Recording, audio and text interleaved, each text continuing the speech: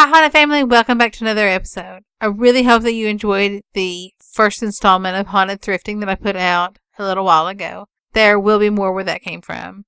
In this episode, I've pulled together a really great collection of stories, and I hope you like them. If you do, don't forget to hit that subscribe button and give me a thumbs up. Story 1. The Dead Circle. It's no secret that in my youth, I loved to hike and explore in the woods near my family's house. After we moved out of the duplex neighborhood, my parents moved us into our first real house, a nice plot of land right on the corner of a street, the largest yard in the neighborhood.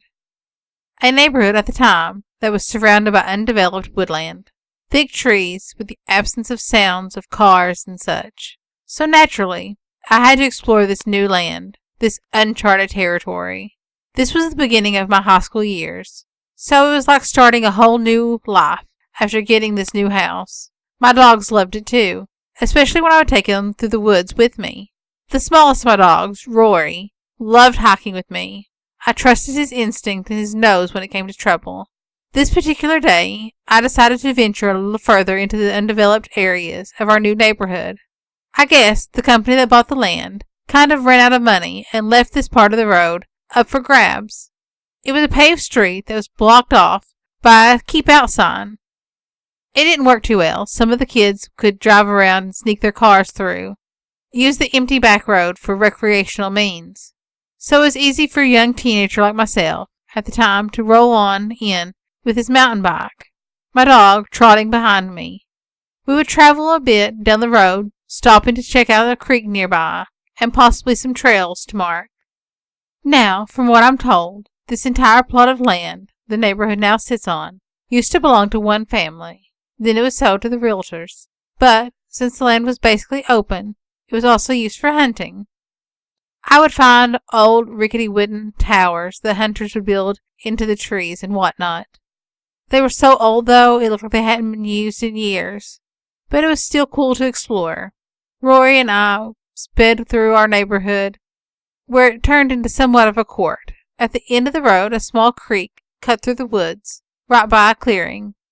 I couldn't get past the thick brush to reach the clearing, so I dropped my bike and continued on foot. My dog followed, and would occasionally dart ahead to sniff things out. It turned out the clearing was incomplete. It was originally supposed to be a lot for a house, but the trail Roy and I found kept passing through, and we followed it casually. The trees seemed to get taller the deeper into the woods we got. Then, one spot ahead of us caught my attention. It looked so surreal that I couldn't believe it was in the woods. Roy and I approached. I noticed the trees in that spot were all dead. Not just dead, as in no leaves, but dead, as in no leaves, and completely stone gray. I stood there, trying to understand what I was looking at. There were 5 tall trees in what I could tell was a perfect circle. In the circle were leaves, just like the rest of the woods, but they were all dead and gray, just as the trees. And the trees were all gray up as far as I could see. Rory sat on the outside of the edge of the circle. I decided I wanted a closer look at this strange, small plot of land. So I stepped into the circle. The leaves cracked and squished loudly as I stepped in. The air seemed cooler. The sounds just seemed to stop. All I could hear was my leaf-crunching footsteps and Roy's whining. I looked back and called him to me, but he just sat there on the outer edge watching me. It was very strange and stagnant.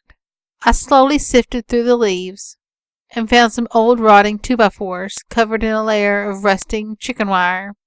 I tried lifting the debris, but it was too thick, and the noise of the leaves were so loud it was almost disorienting. My dog whined and pawed at me, and I decided to take his advice and leave. We left the spot intact and avoided it for years. I would sometimes walk by that spot on the road to see if there was any change. I could see the dead trees sitting there, as though they were waiting for me to venture out there once more. But I never took another step closer, especially not after Rory died of old age. Now several years, much later, that part of my parents' neighborhood is completely developed. Houses decorate the once empty back road, as this remote neighborhood is now a fully active suburb. I went back to find the spot a few years back. Now, where the dead gray spot used to be, a cute 2-story house sits. Now, I'm not exactly sure what that spot was, nor do I have any speculation of what it is, but I know that no one has lived in that cute little house for too long. Whenever my wife and I visit my parents, we would always walk past that lot, and it's always up for sale, every single time. Story 2. The Hiking Sock Ghost Story. Although I did not experience this story firsthand, it was told to me by the eyewitness, whose story became increasingly credible as she went along.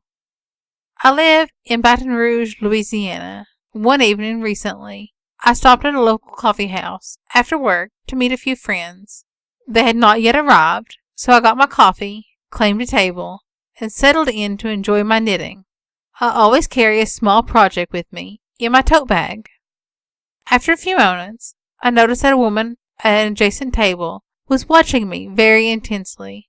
After a few moments, she said, "Excuse me, but with so many needles, is that knitting or crochet or what exactly is it?" I explained that I was knitting and showed her my work, and explained that socks are done in the round, requiring the use of several needles. The woman replied that she didn't know how to knit or crochet, and had always assumed that knitting involved using 2 needles, and murmured, "Knit 1, purl 2. Then she said, "There's a reason I'm asking. You're not going to believe this, but..."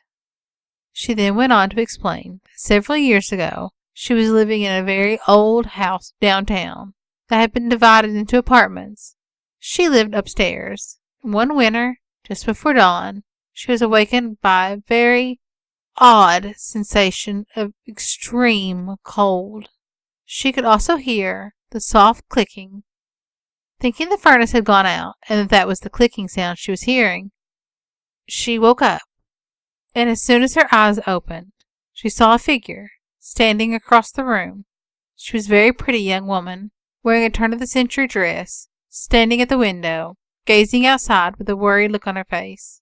And the ghost was busy, knitting what appeared to be a long sock or stocking. The woman said she was too scared to move, and that she viewed this apparition for at least 2 minutes, possibly longer, before it faded and disappeared. She noticed that the ghost was using really thin yarn and shiny silver needles, and that, at one point, a needle came out of her work and she put it back in. This gave the story credibility, because this woman was describing a knitting technique that non-knitters would not have known. She was also describing an archaic knitting needles. Very few non-knitters know that multiple needles are involved in knitting tubular items like socks, and indeed, an empty needle comes out of the knitting and is worked back in. Even fewer know that turn-of-the-century needles were made of steel, which would have appeared to be shiny silver needles, as viewed by a street light coming in the window. Modern knitting needles are usually made of plastic or anodized aluminum. Both have a matte finish, usually in a non-silver color. The description of really thin yarn would also have been consistent with the popular knitting of the turn of the century. Most popular patterns of the time were done with much thinner yarn and worked on much finer needles than the typical modern knitter is willing to deal with. So, although this isn't a first-hand story, I give it my vote of authenticity. Story 3. The Mountains. My family and I have had a summer residence in the mountains since the 1970s, and have hiked the range extensively. In general, one feels a strong sense of richness in the area. Visually, the place is beautiful, with many cliffs and gorges and a dark Tolkien-esque woods. The geology and ecology is unique for the Northeast. There are several old Victorian mountaintop hotels on the ridge at one point that were reportedly haunted. I have long been fascinated by the scenery and mood of the place, but there are a few instances that come to mind that have been somewhat freaky. My family and I were hiking a particular crag, Bear Hill, on a rather damp and foggy day. My mother and I kept thinking that we heard an animal rustling off to the left of the trail. We actually caught a fleeting glimpse of what looked like an albino deer, but bigger. It followed a path parallel to ours, hiking the trail the whole time, keeping pace with us, while a deer would most likely run away. Camp Don Bosco. This was once a religious retreat on the western flank of the ridge, featuring several old stone shrines, somewhat ruined. My family and I were following the trail to the lake above, but the trail kept looping back on itself, leading to nowhere. After several disorienting attempts to find our way, we just aimed ourselves down the hill, quite spooked, and we just got the hell out of there. Another time, on a trail near Awasting Falls, after nightfall, my girlfriend and I didn't time our hike very well, and night fell in on us. The woods in the area are characterized by very old stands of hemlock. Perhaps it was just my girlfriend's nerves and her nails digging into my hand, but it distinctly felt like we were being followed. When we stopped walking, it almost sounded like we could hear footsteps behind us on the old gravel carriage road. When we stopped to listen, they would stop after a split-second delay. An echo? Of course, being a man, I minimized all this at the time, but I tell you, I'm never hiking there again after dark. My hair was on end.